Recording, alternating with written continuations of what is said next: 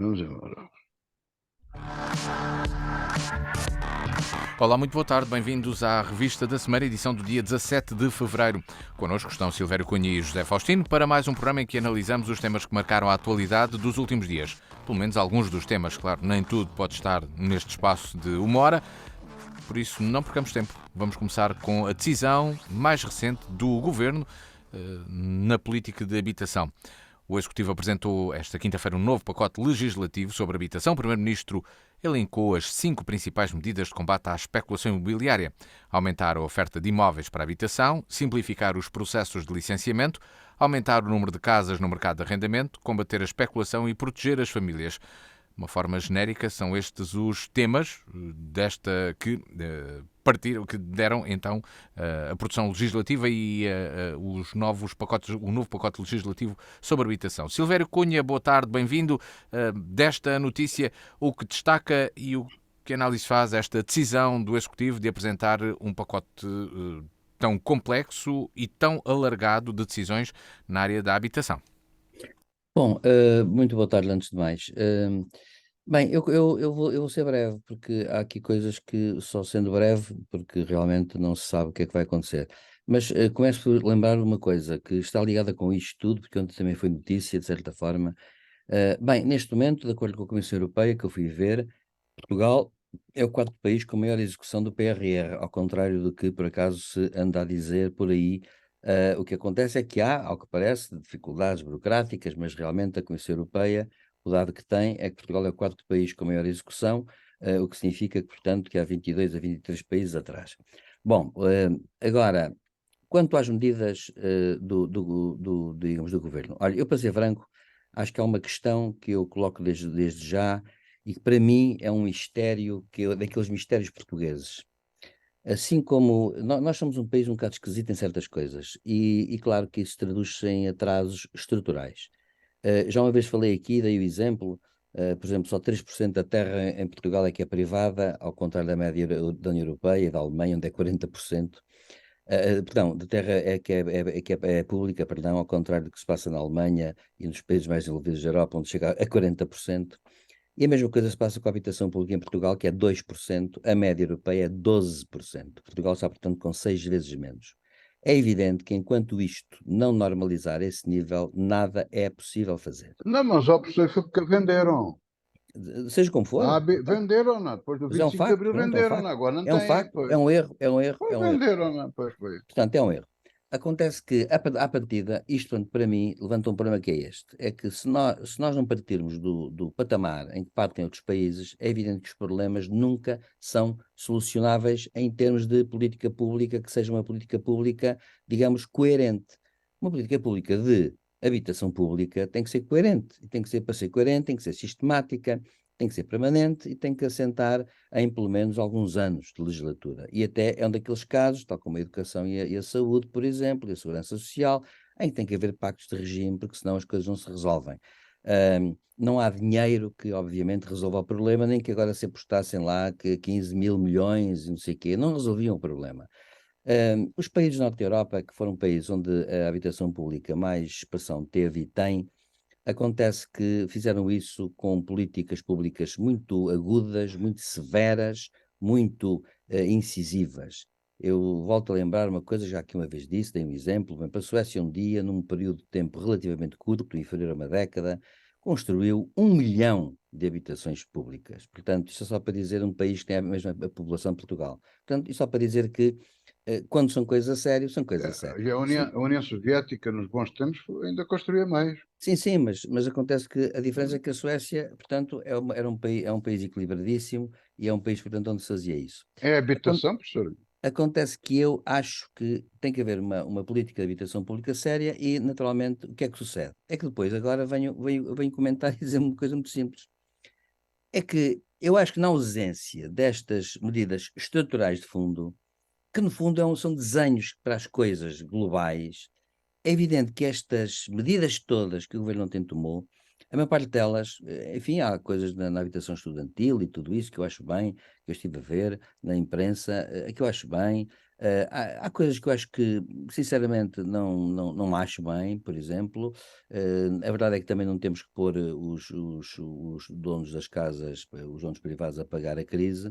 Agora, a questão que se coloca é esta: é que o que eu não percebo, para ser franco, e é aquilo que eu me espanta muito, é que depois sai-se do Conselho de Ministros e vemos uma data de medidas, mas não vemos qual é o desenho que está por trás das medidas, nem quais são os efeitos esperados. Porque podia-se dizer assim, e faz-se isto porque nós, no prazo de X tempo, vamos obter os seguintes resultados. Claro, eu sei que fala-se muito agora com o alojamento local, parece que em Lisboa e Porto há mais de 100 mil casas de alojamento local, Não, mas, mas professor, o resultado está aqui o objetivo. São 70 casas no Porto e 350 em Lisboa. pronto, mas a questão que eu coloco é esta, é assim, o objetivo, mas são objetivos que não dão para nada, portanto a questão que se Dá põe vontade de rir, quer dizer. é uma miríade de medidas que são, a meu ver, desarticuladas. E, portanto, como são desarticuladas, não respondem às questões estruturais. A questão estrutural era uma política pública de habitação pública, ponto. A seguir, Pública não, de habitação, professor. não, O que uma é que há de política ser pública, não, pública? tem que ser Mas uma política porquê é pública. pública? Mas Ouça, é porquê? como fazem os países europeus do norte da Mas é Europa e só, professor, mas fazem resultou. mal. Esse é Não o fazem, não. ponto. Não Mas fazem, sabe porquê é que tem que porquê? ser Não, pública? não Desculpe fazem, sabe lá. porquê? Não fazem, sabe porquê? Porque lá resultou. E nós queremos é E resultados. aqui não resulta, porque o Estado da Barbata, 2/3 do custo da casa. Esse é que é o Olha, não ponto. é assim na Holanda, não é assim na Suécia, não é assim na Pois não, Dinamarca, professor. não é assim Pois na está bem. Noruega, não é assim na Finlândia. Pois, mas E é assim portanto nos Estados acontece que Unidos. É nesses assim nos Estados países, nesses Unidos. países eu penso que Ah, as coisas resultaram e são países não é equilibrados por aí. e são Não, países por aí não desenvolvidos. vamos, professor. E Aí não vamos. portanto, por mim a questão Por aí pensa não assim. vamos. Deveria passar Ah, antes por um investimento direto do Estado na construção de habitação, então. Agora, a Mas questão é esta, para mim, precisa. é que Daquilo que como não há um percebo desenho de... desse tipo, os governos limitam-se a coisas desarticuladas e avulsas, que no conjunto depois vão dar um resultado qualquer, que na verdade ninguém sabe qual vai ser, porque vai, como acontece com tudo isto sempre, há efeitos previstos e efeitos não previstos. E nos não previstos há efeitos perversos, que são maus, e há efeitos que até podem ser bons. Mas a verdade é que ninguém sabe, portanto é um risco que se corre. Eu estava a ouvir, enfim, estive a ouvir o que é que se estavam a propor e ao mesmo tempo que estava a ouvir aquilo estava a dizer assim, mãe, mas isto explica-se como, qual é a ideia, até onde é que vai, o que é que soluciona no imediato, quais são os problemas que as pessoas têm. Depois achei curioso uma coisa engraçada que no fundo mostra a desarticulação. Não estou a dizer que concordo inteiramente ou que discordo, porque o que eu vi, eu vou apontar mais para o processo político do que propriamente para o que aconteceu, para o conteúdo. O PCP, há 2 dias, não é, na véspera do Conselho de Ministros, não por acaso, fez uma proposta simples a respeito das questões de habitação com 3 medidas. Não interessa se as 3 medidas eram boas ou eram más. A verdade é esta, é que a favor do PCP do Bloco de Esquerda, o PAN e o LIVRE, o PSD e o Chega abstiveram-se e o PS votou contra com uma desculpa que foi esta. Não tinha sentido discutir aquilo, dado que estamos na véspera do importante Conselho de Ministros que ia resolver o problema. Ora bem, eu por acaso acho, curiosamente, que o PCP fez propostas de leis muito moderadas, segundo me pareceu. Mas, seja como for, a questão não está aí. Eu até nem quero saber do assunto. Quero saber que o PCP fez propostas que mereceram a abstenção do Chega e do PSD e depois mereceram o apoio de outros, e o PS vota contra com a desculpa de que era extemporâneo.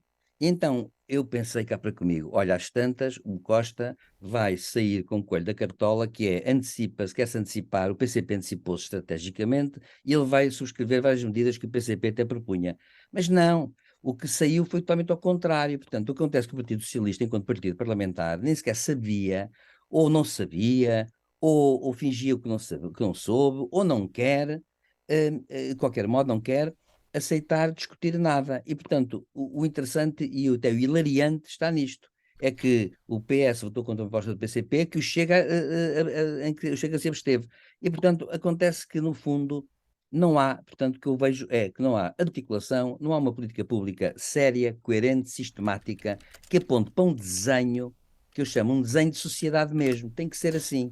Se não for assim, não dá. Os países do norte da Europa, organizados como são e civilizados como são, nós somos um país do terceiro mundo, e quando estamos do terceiro mundo, acontece que, como são organizados, resolveram a questão há muitíssimo tempo. Há muito tempo. E, atenção, continuam a ter problemas. E por isso é que importa resolver a questão Pois, com vamos uma ter política sempre. pública séria. José Faustino, que análise Não, faz esta reforma é- apresentada pela Ministra da Habitação, pelo Primeiro-Ministro e Ministra das Finanças, mas vamos aqui usar o termo a reforma Mariana Gonçalves, estou eu aqui a usar a mas expressão, que responde a um tema, por acaso, tu aqui já elencaste, o licenciamento zero, que passa a ser possível. eles não têm a coragem para te chamar assim. Uhum. Sim, mas São um cobardes, têm licenciamento. medo. Sim, mas um licenciamento que pode É. ser feito à Aproxima-se posteriori. disso. Sim. Sim, sim. Esperemos Mas que que as comentário pessoas fazes? cumpram as normas, se é licenciamento zero. Cumpram quase sempre, professor. Mas quase sempre não chega. Essa treta, não, essa José treta Faustino, aí José essa Faustino, treta dos anticismos é treta, pura e desculpe, simples. José Não, Faustino, isso não desculpa, chega. Quase sempre não chega. Ou é sempre então, ou não. A não, é questão é quase essa. sempre porque é dentro do possível. Porque as Ah, coisas só se aplicam até onde é olha, possível. para mim o Pois, possível tem costas largas. pois, professor. Sim. José Faustino, É- vamos à tua análise então. não, Este pacote de medidas apresentado pelo Governo pode responder a este problema ou não? Da posso. habitação, do acesso à habitação. Não responda nada. O professor Silvério Cunha respondeu ao professor Silvério Cunha. Os países lá da social-democracia não resolveram o problema por uma razão simples. Porque o mal original é que o Estado e o público. Não é por aí que isto passa. Olha, o Olha, dinheiro passa para a habitação social, não é não público nem passa nada, privado. não. A gente teve. É o setor Ouça, social que conta. professor Silvério Cunha, a gente não precisa de habitação social. Eu estou A gente não precisa de cansado habitação. do Ouça, a gente dilema não precisa de habitação público-privado. social. Ouça, o problema. Eu também estou cansado da mentira. De dizer que o público é que é bom, é falso. Sim, É mas o falso. privado também pode não O ser meu, bom. O ouça, social é que é o meu bom. avô O social construiu é que é N bom. casas. Ouça, o meu avô não era social, construiu N casas que hoje são minhas Ah, e bem? eu pratico rendas acessíveis a toda a gente. Portanto, e há N, milhares de senhorios como eu que fazem o mesmo. É falso, Pois. é mentira aquilo que fazem crer às pessoas. Não é o professor, é aquilo que fazem crer às pessoas. Sabe qual é o problema? É que na construção de uma casa, a maior parte do dinheiro vai para o Estado. E eu digo-lhe já, o PR, eu vou começar ao contrário. Tinha isto previsto de uma maneira, vou começar com as soluções do que devia ser. O tal PRR devia incentivar e dar dinheiro para urbanizar terrenos. As câmaras que mudem os seus planos diretores, alarguem a zona de construção, mudam os terrenos, os que puderem ser, naturalmente, de rústicos para urbanos, e acautelem com os donos dos terrenos que os vendem por um valor justo, sem o Estado sacar as mais-valias, que encarecem logo o terreno mais 20 ou 30 ou 40 ou 50%. E aqui começa o roubo. E depois a urbanização, que seja feita para câmaras, estou de acordo, que seja o público a fazer a urbanização, e depois deixa as pessoas construírem. Faça acordos, programas, coisas que se podem fazer para arrendar, para vender, etc. Não saque mais dinheiro do que custa a urbanização do terreno. Está É que a bem? Câmara recebe mais do que custa a urbanização do terreno, professor. O senhor gasta 1.000 a urbanizar e paga 1.000 e tal à Câmara. E não é de Évora, são todas. Porque as câmaras habituaram-se a viver no imobilizado. Assim não vamos a lado nenhum. E houve Pois não. construtores que também se habituaram a isto. E depois, como as rendas eram caras, porque ninguém no seu juízo perfeito investia para arrendar, o que é que aconteceu? As pessoas iam buscar dinheiro ao banco, não querendo saber do valor das casas, se era 100 mil, se era 200 mil, se aquilo que fosse.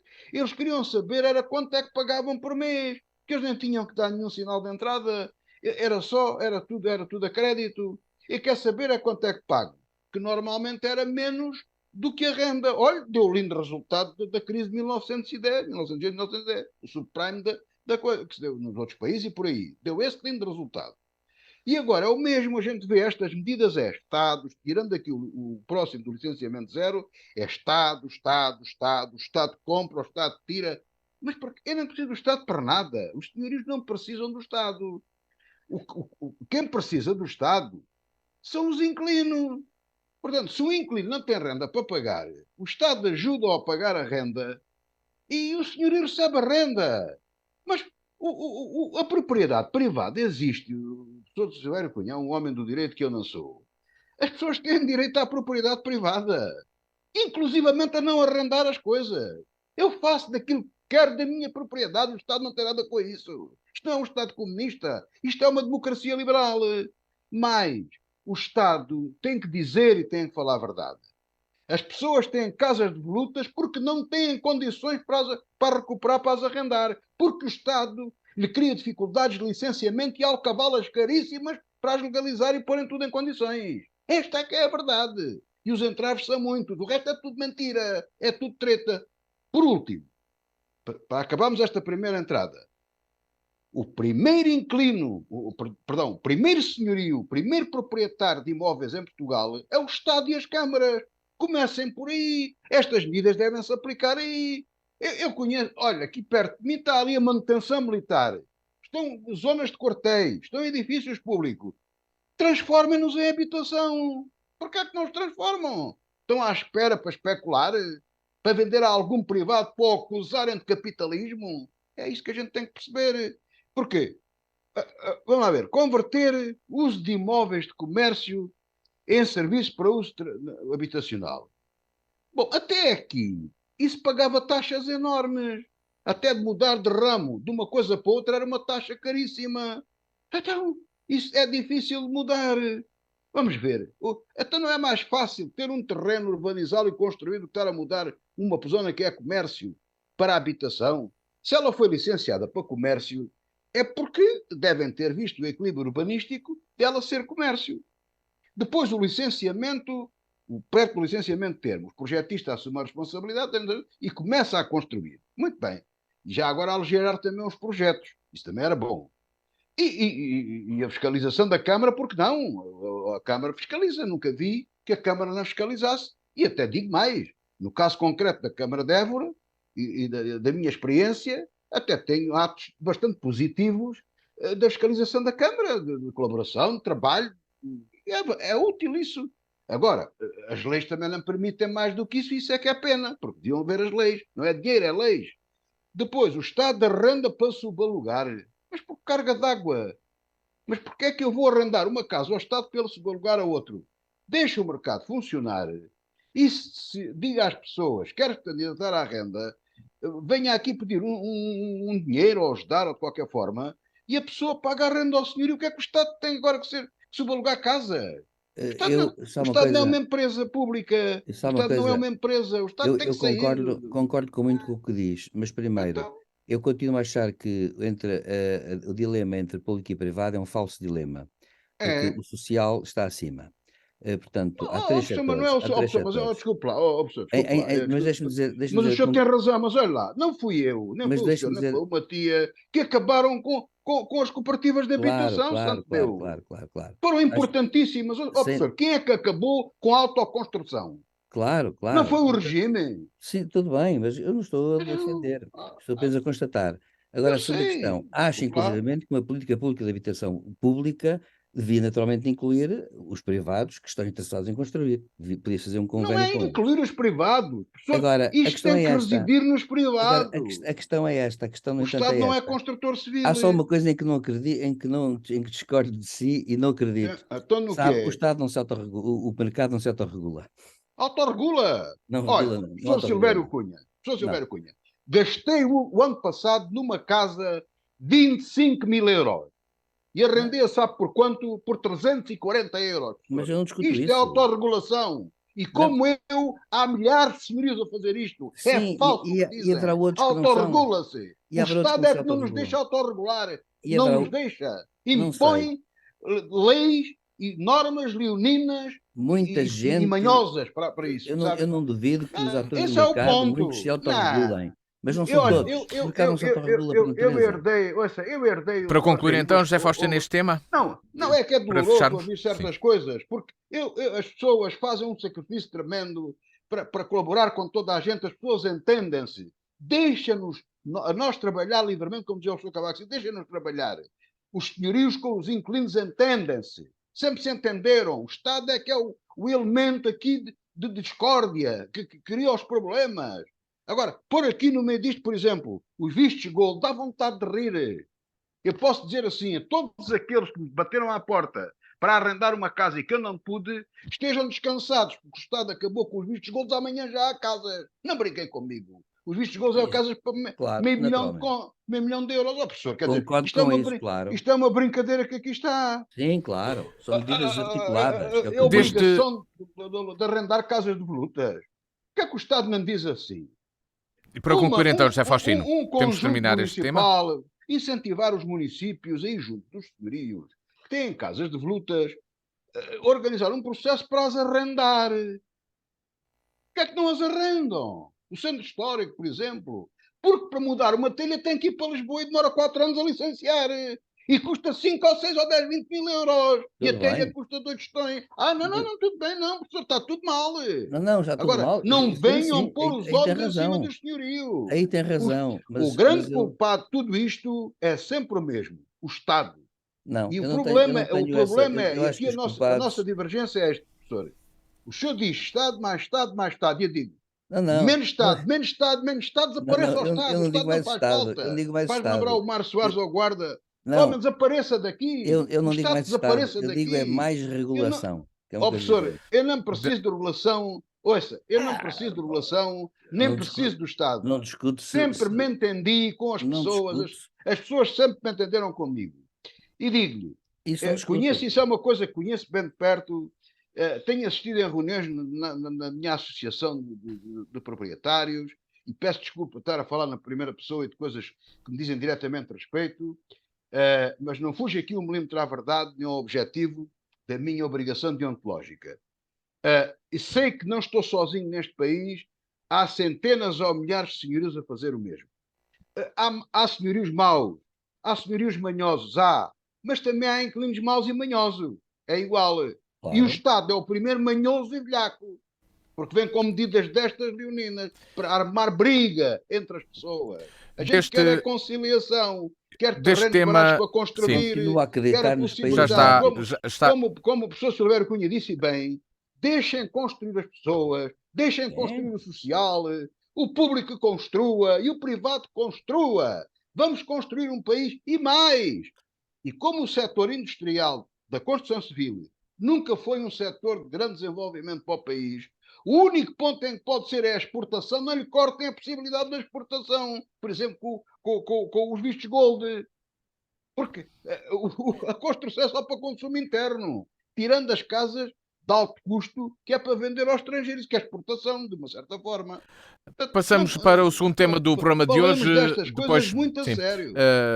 este projeto estará em discussão pública até ao próximo mês de março, até ao dia 16, e certamente por essa altura poderemos avançar um pouco mais tarde com a análise às conclusões depois dessa consulta. Outra das notícias desta semana foi apresentado o relatório sobre os abusos sexuais contra crianças na Igreja Católica Portuguesa, depois de um ano a recolher testemunhos e denúncias de alegados casos verificados desde 1950. Pelo menos 4.815 vítimas de abusos na Igreja foram contabilizadas. Dom José Ornelas fala de uma situação dramática. Daniel Sampaio diz agora que considera que os clérigos que ajudaram a ocultar casos devem também resignar. Silvério Cunha, este relatório acabou por trazer números elevados, parece não ter deixado nada escondido. No início dizia sempre que podia ser um relatório que não pusesse tudo à vista. Mas que comentário faz ao resultado desta comissão independente? não, tanto quanto eu sei, o relatório excluiu, aliás, muitos casos que apareceram por não se provar nada. Portanto, acontece que eu acho que a Comissão trabalhou com consciência, trabalhou bem, e acho que rejeitou muitos casos que apareceram, que não se provaram, e, portanto, só trabalhou com aqueles casos que deu como provados. Acho bem que no relatório venha, por exemplo, o estender da idade de prescrição dos 23 para os 30 anos. Devo dizer que há países como a Alemanha em que é 50 anos, portanto, isto é para dizer que nós temos uma legislação, aliás, das mais, digamos, das mais, enfim, permissivas, de certa forma, da Europa. Nos outros países não, é tudo muito mais, vai tudo muito mais longe. Agora, o problema que se coloca é o seguinte: eu vou ser franco e vou dizer uma coisa que ao mesmo tempo é politicamente incorreta, mas a meu ver é também verdadeira, que é o seguinte: o problema da pedofilia e dos abusos sexuais sobre crianças é um problema, digamos, da sociedade, e é um problema, infelizmente, historicamente sistemático. Portanto, a Igreja Católica é uma organização que apresenta apenas portanto, que apareçam casos desses em instituições, como acontece, aliás, e sabe-se que 80% dos casos, ou 70 e tal por cento dos casos, aliás, de pedofilia, são no âmbito das famílias. É um assunto que sempre foi um bocado tabu, porque as famílias, naturalmente, havia um silêncio em torno disso. Portanto, as pessoas têm tendência, obviamente, a olhar para isto e não é por acaso que o público exulta quando houve o caso de Casa Pia, por exemplo, exulta, porquê? Porque é uma instituição onde, no fundo, não há famílias propriamente ditas. Bom, e depois exulta também nos casos em que há em organizações e instituições, mas é bom lembrar que a maior parte dos casos, a esmagadora maioria dos casos, são até no âmbito da família, o que levaria muito longe se fôssemos então fazer essas análises, porque isso envolveria até questões de várias ordens, inclusivamente antropológicas. Bom, agora o que me parece é o seguinte: a Igreja, como uma instituição que é, e como organização que tem milhares de pessoas, como é evidente, seria de estranhar que não acontecesse isso também. O que há de particular e especial aqui são três coisas, a meu ver. Primeiro, eu acho que há um problema que é o da aplicação. Eu sei que muitos bispos, isso vem nos jornais, de resto, o Vaticano tinha uma política de prevenção que era muito, digamos, liberal, no sentido de não punir criminalmente, como é evidente, nem podia fazê-lo também, criminalmente os sacerdotes que cometiam esses crimes, ou as pessoas ligadas à Igreja que cometiam esses crimes, e como o Vaticano não tinha digamos, esse tipo de penas, acontece, no entanto, que é verdade que tinha sanções. E deve dizer-se uma coisa, já há muitos anos, há décadas, que houve casos desses e houve bispos que aplicaram as sanções eclesiásticas. O que acontecia é que essas sanções eclesiásticas não eram sanções civis e, portanto, não eram sanções ao abrigo do direito nacional de cada país. Portanto, digamos assim, houve sempre pessoas que, como disse enfim, eu fui muito amigo, no ano de 22 morreu um grande amigo meu, padre, jesuíta, e ele, na sua última entrevista que ele deu, 2 dias antes de praticamente, digamos assim, morrer, ele disse que, de facto, era uma coisa nojenta, horrível e que a Igreja tinha deixado enredar-se, digamos assim, como autêntica, tendo dentro de si agentes e pessoas que, no fundo, não professavam uma fé completamente genuína e agora estava-se a ver o resultado. Foi assim que ele pôs até a questão. E, aliás, essa entrevista está publicada e, portanto, ele pôs a questão muito bem. A questão é esta, é que a Igreja Católica mete, digamos, muita impressão por uma razão, porque é uma instituição que não é uma instituição qualquer. Tem certos objetivos, que são objetivos que assentam na fé religiosa, assentam em características muito especiais da ordenação da sociedade e da ordenação existencial de cada pessoa. E claro que a gente sabe que a pedofilia, digamos assim, é o contrário disso, é o desrespeito pela existência de outra pessoa, ainda por cima menor. Portanto, o grande problema que se põe e, o escândalo que daí advém vem daí. Portanto, que medidas se vai tomar? Pronto, agora, eu fiquei, digamos, por um lado, fiquei otimista, num certo sentido, quando ouvi a Conferência Episcopal dizer que haverá tolerância zero. Claro que há um problema, então, agora que se põe, é que se há tolerância zero e há 107 sacerdotes que estão no ativo e que estão acusados disto, o que é que se vai fazer? Nos casos em que já prescreveu o crime, é evidente que a Igreja tem que tomar, tem que tomar medidas, as tais sanções que as próprias regras da Igreja contêm e, portanto, deve tomar sanções, adotar essas sanções. Nos casos em que o crime não prescreveu, claro que essas pessoas têm que, obviamente, sofrer as consequências disso, porque isso é inevitável. Isso é inevitável e penso que a Igreja, aliás, ficará muito melhor se libertar desse peso que é um peso de silêncio, em parte, é um peso digamos assim, é um peso que, eu vou dizer assim, não é digno dos próprios propósitos da Igreja. E, portanto, eu, que até sou uma pessoa que, enfim, na minha formação também fui influenciado pelo cristianismo católico, acontece que eu acho que, evidentemente, e devo dizer que contactei com os padres e nunca vi nada que fosse desse tipo, e, portanto, a grande maioria não é. Portanto, acontece que essas exceções, que são muitas, infelizmente, mas que no seu conjunto são uma minoria, têm que, obviamente, ser, digamos, sancionadas de forma a que haja digamos, uma devolução da confiança total que sempre se teve na Igreja Católica, como em qualquer outra igreja, diga-se de passagem. Portanto, isto certamente não é só na Igreja Católica que acontece, há noutras confissões religiosas também. Portanto, eu acho, em suma, que a Comissão trabalhou bem, fez propostas equilibradas E agora, cabe à Igreja Católica, cabe às autoridades atuar no âmbito onde podem atuar, mas cabe também à Igreja Católica cumprir agora esse nobre propósito que o Presidente da Conferência Episcopal anunciou, que foi tolerância zero para com os casos todos que existam e venham a existir, e arranjar forma de resolver Uhum. essa questão. Eu queria acrescentar uma coisa, não partilho, e é bom que se diga isto desde já, não penso que a questão da igreja, da pedofilia e tal, para aí fora, dos abusos, ou lá o que é, não partilho aquela ideia que se deve ao celibato dos padres, para aqui, para lá, sabe? Eu não tenho, por acaso, a ideia disso. Eu não sou psicólogo, não sou especialista em nada, mas não julgo que a questão resolvesse o problema, porque, como se sabe, se a pedofilia existe nas famílias, existe, obviamente, em sítios onde não há celibato. Portanto, eu não acredito que seja só uma questão desse tipo. Há outras questões, porque tem a ver com o mundo, tem a ver com a sociedade, com a existência do ser humano, que tem uma dimensão sexual, claro. E, portanto, para haver uma sexualidade saudável dentro da sociedade, tem que haver, digamos assim, aquilo que eu chamo princípios básicos fundamentais. Um deles é respeitar, obviamente, as crianças, que é uma coisa que eu acho que, enfim, até acho, para mim é uma coisa desproporcionada, até do ponto de vista mental, que acontece no casos desses. Portanto, acho que é isso que tem que acontecer. E, portanto, eu tenho esperança que as coisas melhorem, acho que o relatório foi bom, as medidas são equilibradas, e agora cada parte deve fazer o que lhe compete. E pronto. E se isso se fizer, acho que se deu um passo em frente. Resolveu-se o Sim. problema? Não. Nunca está resolvido o problema, na minha Uhum. opinião. Mas acontece que se dá um passo no sentido positivo do termo. José Faustino, um comentário a este resultado deste inquérito e do trabalho realizado por esta Comissão Independente, e daqui para a frente poderá este tipo de investigação continuar, ou este tipo de comissão continuar em funções, seja para as questões da Igreja Católica, seja para outras?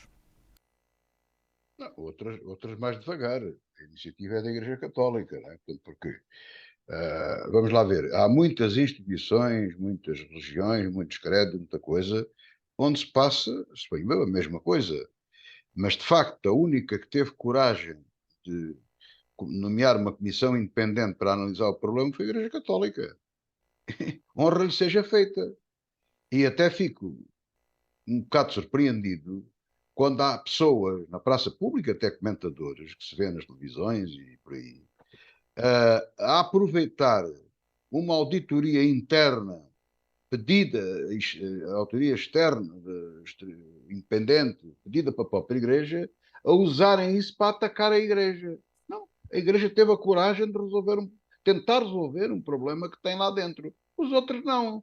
Ainda não vi isso da Igreja Islâmica, não vi isso da União Evangélica Portuguesa, não vi isso de outras crenças religiosas, não vi isso de outras grandes instituições, eu não vi nada disso. Vi da Igreja Católica. Portanto, a Igreja Católica está de parabéns. O que é que a Igreja Católica tem a fazer agora? Em função dos resultados da Comissão, agir dentro da sua instituição, como entender, porque a Igreja é deles, não sou eu, não sou padre, nem sacristão, nem bispo, nem coisa nenhuma. Portanto, não tem nada a ver com a Igreja. Eles tomaram essa decisão e aplaudem essa decisão. Com certeza saberão agir em conformidade. Não sou eu que mando palpites se o padre é enforcado, se não é enforcado. A Igreja não pode fazer isso, naturalmente. Isso é um problema da justiça. Portanto, o relatório não é secreto, cabe à justiça, nos termos do regime democrático, julgar os criminosos e ver se são criminosos ou não, nunca esquecendo, meus senhores, nunca esquecendo a presunção da inocência. Atenção! As pessoas só são culpados, só são criminosos depois de condenados e depois da sentença transitarem julgado. Até lá são inocentes. E isso é que é bonito, a presunção da inocência. E, portanto, com a devida calma e serenidade, espero eu que a Igreja dê andamento ao problema e nem sequer aceita a conversa cá, viram, calaram e tal, abafaram. Talvez o tivessem feito, como todas as instituições fazem, como as famílias fazem, etc. Mas chegou uma altura em que não quis fazer assim. Atuou, nomeou a comissão e agora agirá conforme entender, certamente sob os altos desígnios de Sua Santidade o Papa, e os tribunais, o Ministério Público, etc., agirão em conformidade com as leis. Acho que não pode ser de outra forma. Uma das notícias mais recentes em Évora é de aprovação do orçamento da autarquia. aconteceu à primeira, neste segundo ano em que o município tem uma variação espartilhada por diversas forças políticas. A Câmara já tem orçamento e as grandes opções do plano foram aprovadas. Os documentos previsionais foram viabilizados pela oposição do PS, que se absteve. José Calixto diz que é a última oportunidade do Executivo CDU. Um aviso, diz, para não ser responsabilizado mais tarde pela queda do Executivo. Os dois eleitos da CDU e a vereadora do Movimento Cuidar de Évora votaram a favor. Os dois vereadores do PSD votaram contra, justificando que o Executivo não tem capacidade para realizar as propostas acordadas com o PSD. Será que os partidos políticos que estão presentes na variação da Câmara de Évora já se posicionam para eleições futuras na cidade? Silvério Cunha. Bem, isso é evidente que sim, não é? Portanto, os partidos agem muito em função dos ciclos eleitorais e, portanto, tudo faz parte a partir de um certo momento, bem, a partir de um certo momento, faz sempre tudo parte de uma estratégia qualquer e acontece que a partir de um certo momento essa estratégia, como é óbvio, acontece, portanto, é inevitável, quer dizer, essas coisas são mesmo assim e, portanto, é escusado pensar o contrário. E eu, portanto, não sou daquelas pessoas que pensa que depois, enfim, vai-se ter que os partidos estão ali inocentemente a agir como se enfim, fossem meninos de cor. Portanto, eu acho que estão-se a posicionar. Agora, é bom que, naturalmente, que tenha havido, portanto, houve uma maioria que aprovou o orçamento. Isso é bom, porquê? Porque, ao mesmo tempo, também vamos cá ver. O Executivo Camarário fica responsabilizado. Portanto, até agora, no fundo, esta coisa de não se aprovar orçamentos é uma situação que é insustentável a prazo, porque institucionalmente é assim. Nós já aqui discutimos muitas vezes que o Executivo devia ser uno e, portanto, digamos, não devia ter problemas destes, porque impasses destes são impasses que, afinal de contas, acabam por culpar e desculpar toda a gente ao mesmo tempo. Não há nenhum partido que possa dizer que está desculpado se porventura inviabiliza um orçamento, mas ao mesmo tempo o executivo não cai, quer dizer, são coisas que não têm, digamos, esta situação aqui em Évora é uma situação difícil porque quer uns, quer outros podem, afinal de contas, fazer muita coisa, inclusivamente fazer cair o que está, e portanto também tem a obrigação de aguentar ou facilitar qualquer coisa que evite que caia o que está. Portanto, acho que o que aconteceu foi isso. Agora, naturalmente, que o Partido Socialista já se posicionou assim, o PSD também, como era de esperar, a CDU e enfim, esse movimento independente, eu sinceramente não sei qual é a força dele efetivamente na cidade para futuras eleições, portanto não faço ideia mesmo, portanto não sei neste sentido, não tenho juízo nenhum, nem positivo nem negativo a esse respeito, e pronto, a CDU conseguiu uma coisa importante, que foi desbloquear uma situação para poder dizer temos orçamento e vamos, portanto, agora propor aos municípios que apreciem a execução do dito. Pronto, o PSD pensa que o Executivo não tem capacidade para executar esse orçamento. Muito bem, é isso que se faz através dessas contradições. O PS dá uma espécie de benefício da dúvida, pronto, não sei o que é que isso também poderá significar, mas pronto, é isto, no fundo é isto, e eu acho que, nesse sentido, não tenho comentário nenhum a fazer. Acho que se jogou o jogo da democracia dentro da lei, e acontece que agora vamos ver, como se costuma dizer, pelos frutos os conhecereis. E, portanto, agora vamos ver o que é que vai dar. O silêncio, a omissão, o estar contra e a ação de uns e de outros. José Faustino, é um orçamento aprovado à primeira, não se esperava que fosse já assim, que a negociação estivesse tão avançada para poder ser aprovado já na primeira reunião em que fosse apresentado, mas há estes avisos deixados pelo PS de que para a próxima provavelmente já não aprovará o orçamento da Câmara. Vamos lá ver, eu acho que para já o ato é bonito, não é? O entendimento, eu acho que em prol de Évora, o entendimento é bonito. Portanto, eles resolveram ter uma Câmara fragmentada, mercê de uma lei enviesada que nós temos, de eleger executivo como é de onde, falamos nisto recorrentemente, e eles aguentaram-se à bronca, como costuma dizer, e eu, como eborense e como analista político, fico satisfeito de ver o interesse das populações, o funcionamento da própria Câmara e tudo isso estar à frente dos interesses partidários. Eu acho isso. E fico um bocado até surpreendido com as declarações do vereador Calixto e do Partido Socialista dar oportunidades. Quer dizer, nem o Papa fala assim, parece que Deus Nosso Senhor dá oportunidades. Não, oportunidades de coisa nenhuma. Ainda temos aqui outra hipótese, o PSD pode estar a votar a favor, portanto não dá oportunidades nenhuma. Só tem 2 vereadores, portanto não dá oportunidades nenhuma, abstém-se. Dá o benefício da dúvida, isso está bem. Agora dá oportunidade, vai cair. Eu acho, com toda a franqueza, não quero alongar muito o problema, mas eu acho que esse tipo de comentário que tem uma vantagem, é curto e pronto, é incisivo e resolve-se depressa. Mas eu acho que, por exemplo, o Partido Socialista, com esta abstenção, ou mais ainda o PSD, com o voto contra, mas o PS diz que, do entendimento com o PSD, não é, o Matias, não foi o que disseste? Há um Não, entendimento? Não? não houve sim um acordo da CDU com o PS para haver uma abstenção com o PS, portanto há um acordo É com o para... PS, está bem, para saber, o PSD é que é contra. O PSD, até mais do que o PS, deviam, sobretudo, apresentar propostas alternativas para a gente saber como é. E depois, quando fôssemos votar, temos tempo para refletir. Entretanto, eles vão se entendendo e vão aprovando os orçamentos e dizem assim: não, a gente faz melhor aqui, faz melhor acolá. Porventura, construirão 30.000 casas em Évora e crescemos a população e desenvolvemos-nos e mais área industrial, mais mão de obra, mais riqueza, mais exportação, por exemplo. E como é que isso se faz? O A revisão aeroporto do. de Évora? Diga, Estou a brincar, estou sim, a a brincar. revisão. Não, o aeroporto de Évora é muito bom e recomenda-se. E já cá tivemos uma escola de pilotagem que perdemos É e verdade. outras coisas mais, porque perdemos, mas ela está lá, com os aviões a apodrecer, porque havia vários interessados, porque é que ela não funciona? Ora, aí está. Isto é que Verdade, eram questões importantes. Eu não verdade. acredito que os vereadores, não digo da maioria, mas o presidente e o outro vereador, que não queiram que isto não funcione. E se querem, e se não querem, então o problema tem que ser discutido e falado, porque é que não querem. Mas eu gostava de ver propostas alternativas. É que eu sou eburense, já estou reformado, ando há anos a ouvir falar no centro histórico e no desenvolvimento regional e tal, na regionalização, esse aborto administrativo, essa utopia louca que para aí anda, mas pronto, cada um tem direito a dizer aquilo que quiser, mas o desenvolvimento regional é uma coisa que interessa, o centro histórico, essas coisas todas, blá, blá, blá, blá, blá, mas não se vêem propostas concretas. Eu peço imensa desculpa.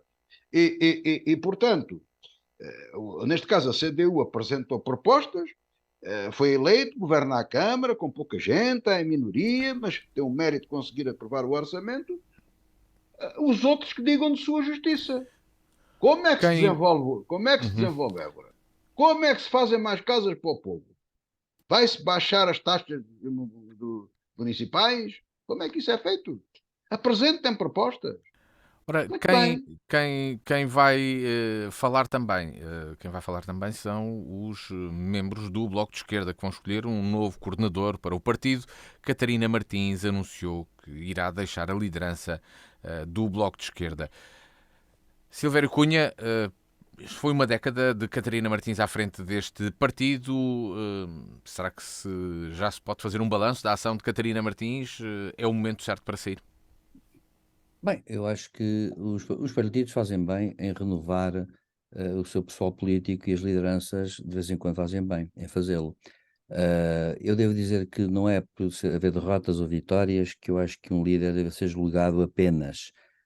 Depende de muitas circunstâncias históricas também. Eu acho que a Catarina Martins, enfim, o Bloco de Esquerda tem um problema, no fundo, ideológico, que é um bocado complexo até certo ponto. Porque o Bloco de Esquerda pretende ser um partido que eu ainda não entendi muito bem qual é, digamos assim, digamos, a sua situação concreta do ponto de vista, digamos, ideológico, para além de se dizer que é um partido que está à esquerda do Partido Socialista, pronto. É claro que, atenção, há muitos partidos na Europa atualmente assim, porque nós estamos também a assistir em toda a Europa e talvez até em todo o mundo, em certo sentido, mas na Europa sobretudo, a uma renovação, digamos assim, das correlações entre partidos. E, naturalmente, como sempre acontece, aparecem novos partidos, partidos que. Isso sempre aconteceu.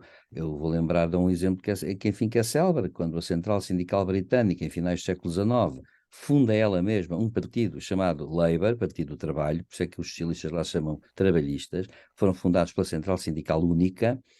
Acontece que até o secretário-geral era escolhido no Congresso da Central Sindical, vejam bem, isto aconteceu no século XIX.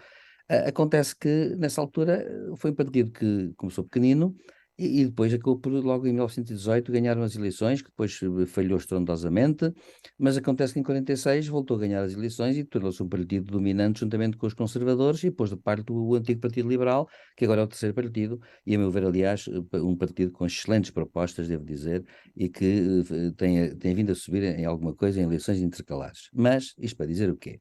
Para dizer que isto, o nascimento, o desaparecimento, a ascensão e a queda de partidos e a sua evolução aconteceu sempre.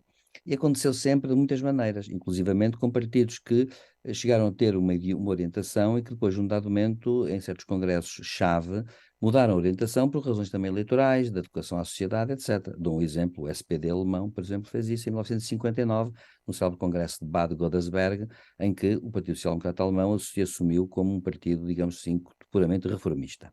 E com isso subiu imenso nos votos. O Bloco de Esquerda tem o problema de saber uma coisa, qual é a faixa do Partido Socialista que eles podem, digamos, comer mais, ou comer melhor. Ou podem mesmo comer, ou poderia acontecer aquilo que aconteceu, que não me parece que seja viável agora, claro, mas que poderia acontecer, que aconteceu há muito tempo na Grã-Bretanha, em que o Partido Trabalhista chegou a ter uma fileira pequena, embora, de deputados trotskistas, veja-se bem, que faziam parte do Partido Trabalhista. O Bloco de Esquerda faz parte de alguns partidos que na Europa já existem. Portanto, na Suécia é um partido desse tipo também, na Finlândia também. Acontece que há uns partidos, na Europa, há uns partidos pequenos que desempenham uma espécie de papel de charneira entre os partidos sociais-democratas / socialistas e partidos outros mais à esquerda, ou comunistas ou até partidos mais à esquerda. O Bloco de Esquerda está à procura, digamos assim, de um lugar que lhe dê consistência mediante a adequação às circunstâncias. Catarina Martins foi aquela política que, enquanto líder do Bloco de Esquerda, fez a geringonça, pagou também o preço disso, o PS, digamos, para o PS. Se isso é parlamentar no caso dela ou não, ou é culpada disso ou não, acho que é prematuro dizê-lo. Agora, naturalmente, o que vai acontecer é uma coisa, acho eu. O Bloco vai, obviamente, tornar-se um partido claramente de oposição, vai ser um partido muito mais duro, e vai se tornar um partido que provavelmente vai seguir algumas teorizações que já há em muitos livros desde há uns anos para cá, que é um partido, digamos assim, claramente conotado com uma contestação muito aberta, digamos assim, digamos, à esquerda do Partido Socialista e, portanto, deliberadamente para comer eleitorado do Partido Socialista, tal como o Partido Socialista não quer comer eleitorado do PSD e assim por diante, e o PSD quer comer eleitorado do Chega. Acontece que e o CDS anda à procura de tudo e mais alguma coisa. Ora bom, acontece que isso é assim. Portanto, o Bloco de Esquerda ainda é cedo. Agora, há uma coisa que eu termino dizendo o seguinte: há uma coisa que me parece um tanto clara e que é uma dificuldade ainda para o Bloco. Objetivamente, eu falo de fora porque não conheço. O Bloco, como diz o nome, foi uma junção de três movimentos, que foi o PSR, de Louçã, a UDP de Fazenda e depois a Política 21 com Miguel Portas. Eram três líderes, digamos assim, que trouxeram três contributos muito diferentes, porque eram partidos muito diferentes antes. Eram partidos que tinham objetivos diferentes. E acontece que mesmo a Política 21 não era bem um partido, era mais um movimento que agrupava pessoas bastante heteróclitas. E, portanto, acontece que essas juntaram-se numa plataforma que teve êxito. Bom, essa plataforma teve êxito, mas eu agora pergunto-me a mim mesmo, de mim para mim, ainda será necessário que dentro do Bloco, já teve aliás uma cisão, o MAS, não é? Que concorreu já sozinho às últimas eleições para as legislativas e que teve quase nada, mas o Bloco não é de facto um Bloco. Tanto assim que Mariana Mortágua vai aparecer, mas já há um candidato ou uma candidata qualquer alternativa, que eu sei que já ouvi nos jornais que vai aparecer uma alternativa qualquer, que vai contestar a liderança de Mariana Mortágua. Portanto, acontece que o Bloco ainda está dentro de si à procura de uma plataforma, digamos assim, que dê uma base, digamos, ideológica forte a um partido parlamentar. Porque quando não se é um partido parlamentar, as funções são de contestação. E são funções, simultaneamente, digamos, quando são no Parlamento, são funções latentes, não são funções manifestas, são funções de escape, causas fraturantes, etc. Mas há uma coisa que tem que haver num partido político parlamentar, é que ele tem que ter com razão, sem ela, boa ou má, não interessa para o caso, uma, digamos, permita-me usar uma palavra talvez demasiado pomposa, uma expressão pomposa, tem que ter uma teoria do poder. Tem que dizer assim, nós amanhã, se tomássemos o poder, sozinhos ou acompanhados, nós, no governo, teríamos a seguinte filosofia da coisa. Ora bem, acontece que isso, o Bloco, nestes últimos anos, andou muito em cima de causas que são até certo ponto desarticuladas entre si. E agora o que vai acontecer é uma coisa, é que eles vão ter que, o Bloco vai ter que passar a dar importância a certas questões e sistematizar no seu programa tudo com mais consistência. Se me disser agora que, para acabar, que Mariana Mortágua pode vir a dar essa consistência e pagar também o preço disso, porque certamente afastará outras pessoas, aproximará umas e afastará outras, necessariamente. Se me disser isso, eu acho que sim, ela tem personalidade para isso. Ela é uma pessoa que é muito assertiva, muito forte, fala muito com números, etc. E, portanto, acontece que tem treino de bancada, portanto, é uma pessoa que é capaz disso. Agora, se isso vai chegar, não sei. Não sei, sinceramente não sei. Até porque, deixe-me só dizer duas coisas ao Matias, só duas coisas pequeninas. Ao contrário que se julga, há mais partidos aí que já estão em fase, alguns, de pré-legalização. À direita, há dois partidos à direita, entre o PSD e o Chega, que estão a tentar legalizar-se. Já ouvi as designações deles, mas para ser franco, até achei umas designações um bocadinho confusas.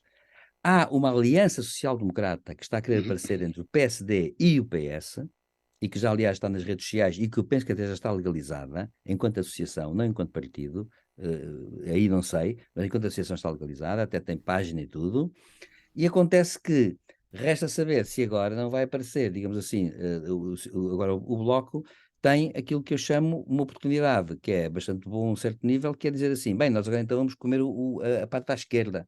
Bem, mas acontece que há outros partidos à esquerda também que não têm representação parlamentar. Uhum. Agora, eu acho que a Mariana Mortágua tem a capacidade de dizer assim, neste momento ela tem, vai ter nas mãos, se for eleita, a dirigente máxima vai ter, embora saibamos que há ali um grande coletivo a participar, mas vai ter nas mãos uma oportunidade que é esta, que é ter um ideário político, um discurso político tão consistente que consiga polarizar quem de facto quer um modelo daqueles. Mas para isso ele tem que explicar qual Uhum. é o modelo e qual é o modelo em termos económicos, sociais, em termos de política industrial, percebe o que eu quero dizer? É um bocado isto. E não dizer que é adepta de uma minoria aqui, de uma Uhum. minoria acolá, sobre este aspecto assim. Isso é tudo, pode ser tudo importante para uns certos movimentos, mas não é o mais importante. E temos, portanto, também à esquerda, em concorrência, o LIVRE, que está a Ficamos, subir nas sondagens ficamos levemente. à espera de ver então qual é essa posição dessa candidata, mas José Faustino, Catarina Martins deixa a liderança do Bloco de Esquerda. Parece ter sido um pouco surpreendente este anúncio neste momento, ou não? Não, agora está na moda. Os líderes, ao fim de um tempo, desaparecerem. Aliás, eu devo dizer que nas minhas reflexões, se calhar erradamente, penso que o nosso regime está muito mal e precisa de obras, tenho dito isto muitas vezes, e acho que o problema essencial do nosso regime, ou o principal problema negativo do nosso regime, são os partidos, tal como o nome indica, são partidos, já serem para partir e para destruir e para partir. Eu tenho muita dúvida sobre os partidos, sobre a sua orgânica, etc, etc. Em relação, em concreto, ao Bloco de Esquerda, o professor Silvério Cunha já deu aqui uma panorâmica importante e interessante para nós percebermos isso.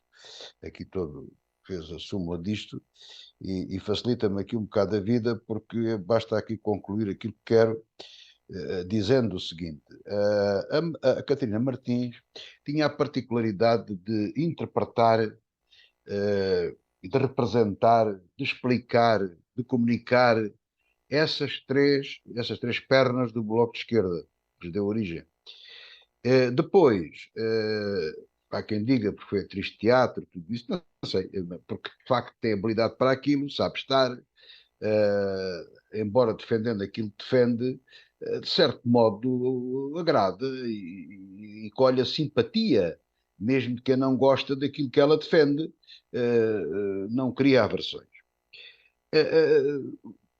O que é certo é que, também não vou agora repetir por motivos que nós conhecemos, e alguns podem vir, como o professor Silvério Cunha explicou, e que eu subscrevo, Mas o que é certo é que aquilo que se perspectiva, como, bom, primeiro, como partido que é partido, todo o partido que se preze deve ter sempre várias frações, que é para estar mesmo partido.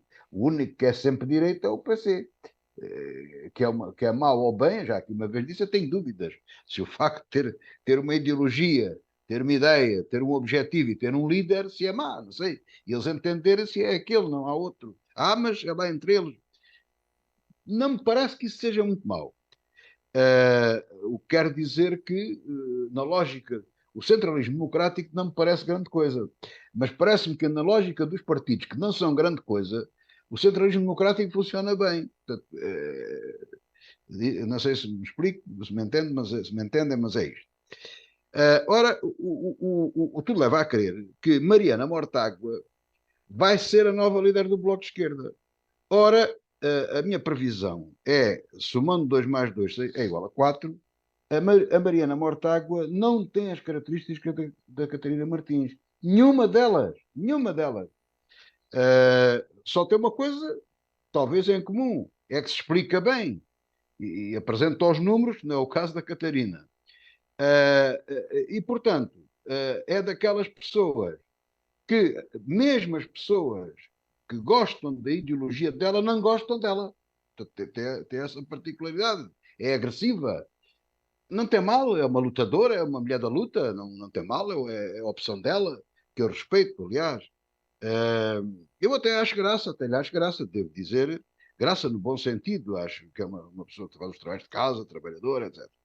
Mas eu não prevejo, quer dizer, não é previsível, não me parece, que o Bloco de Esquerda, com a liderança de Mariana Mortágua, que leve o barco a bom porto. A menos que todas aquelas coisas que o professor Silvério Cunha falou do lado da esquerda, que países estão a querer aflorar, outras que já por aí andam, não tenham sucesso nenhum, que o Partido Comunista entre por um declínio que eu tenho muitas dúvidas que seja assim, e então aí sim temos uma extrema-esquerda contra a extrema-direita, que se tentam equilibrar uma à outra, e aí poderá haver hipótese. No cenário em que estamos habituados a trabalhar, não prevejo grande futuro para o Bloco de Esquerda com a liderança de Mariana Mortágua. E até é muito difícil de prever, pode até nem chegar às próximas eleições legislativas, se elas não forem antecipadas. Último tema já em modo muito, muito acelerado, porque estamos muito perto da hora do nosso programa. O Presidente da República decidiu condecorar Volodymyr Zelensky com a Ordem da Liberdade. Na guerra da Ucrânia há vários desenvolvimentos.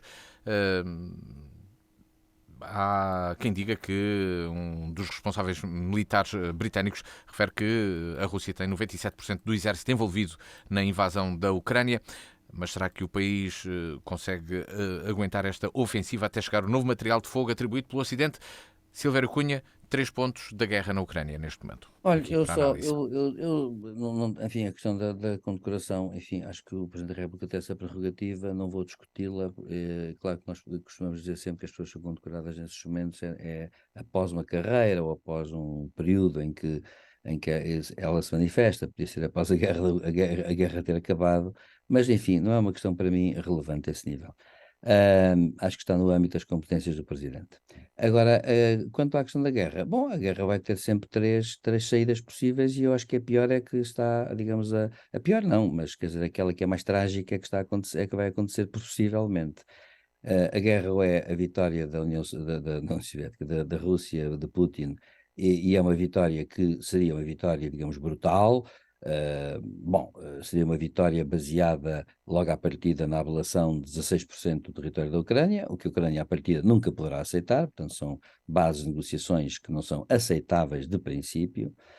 Embora, atenção, eu penso que nos países ocidentais há ali umas coisas um bocado particulares. Como toda a gente sabe, por exemplo, o Partido Republicano neste momento há uma ala que não quer dar dinheiro mais a Zelensky.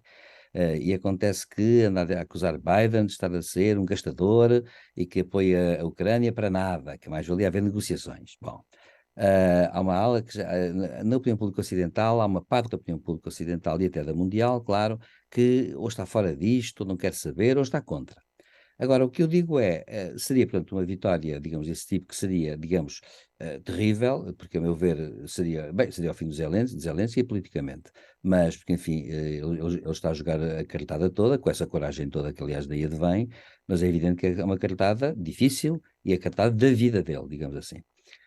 Acontece que a outra hipótese será uma vitória da Ucrânia, mas eu penso que ela também não me parece agora como sendo possível por uma razão, porque haverá sempre dificuldades em fornecer armamento que permita ofensivas no território russo ou mesmo bielorrusso. Vai ser sempre difícil, embora haja aqui ali uns incidentes graves. Por exemplo, ontem para hoje houve um incidente grave, como se sabe, é que houve caças holandeses que estão realmente na Polónia, interceptaram, digamos assim, aviões russos, penso eu. E acontece que os aviões russos recuaram e, portanto, digamos, os caças holandeses, portanto, enfim, cumpriram a sua missão. Naquele enclave de Kaliningrado, que foi alemão, como se sabe, e cuja capital, Kaliningrado, é a antiga cidade de Königsberg, onde nasceu Kant, vejam bem. Onde nasceu Kant é hoje um enclave russo. Agora, o pior que pode acontecer é a guerra do apodrecimento, que é aquilo que eu tenho estado a ver, e acho que é uma estratégia que Putin não lhe custa de levar a cabo, embora seja a pior de todas, que é a mais trágica de todas para o povo ucraniano, porque aquilo vai matar muita gente, está a matar muita gente, e é uma guerra, digamos, como eu já disse aqui, das antigas, é uma guerra assim, tipo século XIX, Uhum. XVIII, não é? E, portanto, o que eu vejo e o que eu prevejo é que isso possa acontecer muito mais tempo e haverá um problema a esse nível que vai suceder, que é o ponto de exaustão. E o ponto de exaustão é de um lado ou do outro. E Putin, ao que parece, faz lembrar aquelas. O José Faustino, talvez, o Matias talvez não se lembre, mas o José Faustino lembra de certeza que é do nosso tempo e muitos ouvintes também. Sabem, lembram-se aquelas bolinhas de borracha que eram pequenas, mas que eram maciças, e quanto mais força as atirávamos ao chão, mais alto elas saltavam. Ora bom, eu lembro-me de brincar com coisas dessas, que eram assim coisas esquisitas, atirávamos e elas andavam de uma para a outra e tal, com muita força e tal. E acontece que Putin dá a impressão que é um sempre em pé nesse sentido. Ou seja, ele está disposto a tudo, porque realmente nós estamos perante uma situação em que se está disposto a tudo. Uhum. Não é por acaso que o batalhão Wagner está lá em força a fazer o que entende e fazer o que entende e o que não entende, inclusivamente. Portanto, o que acontece é isto, é que esse apodrecimento da guerra pode levar a uma exaustão, mas Putin não se importa com isso. Essa é a grande questão e o grande problema que se põe com o comportamento da Rússia.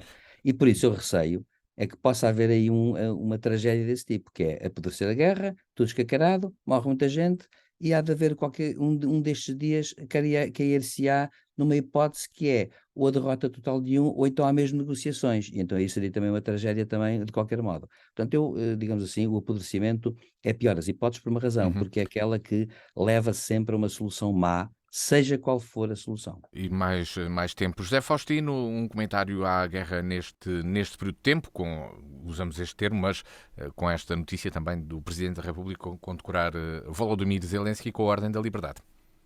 Olha, Matias, correndo o risco daquilo que tu não gostas, que é de repetir sempre a mesma coisa, e repetindo, cá vou eu. Vamos arrumar já esta coisa do Presidente. Eu estou de acordo com a condecoração. Eu acho que o Presidente Vladimir Zelensky hoje já é um herói para todos nós, para mim é, mesmo com toda a neutralidade que se requer, que se quer e se exige a um analista político, a um jornalista, não me custa nada dizer que ele hoje pode ser considerado um herói, não da Ucrânia, mas um herói da liberdade ocidental. E eu acho que há outra pessoa que merece também já uma medalha da liberdade, porque os generais a gente vê aí têm o peito cheio de medalhas, e que não é só um apontamento de medalha, portanto, ainda estamos cedos para meter medalha, que é a senhora Ursula von der Leyen. Uma heroína, um exemplo, posso estar enganado, mas é um exemplo para muita gente, para alguns cobardolas que até aí andam disfarçados, que de facto ponham ali os olhos.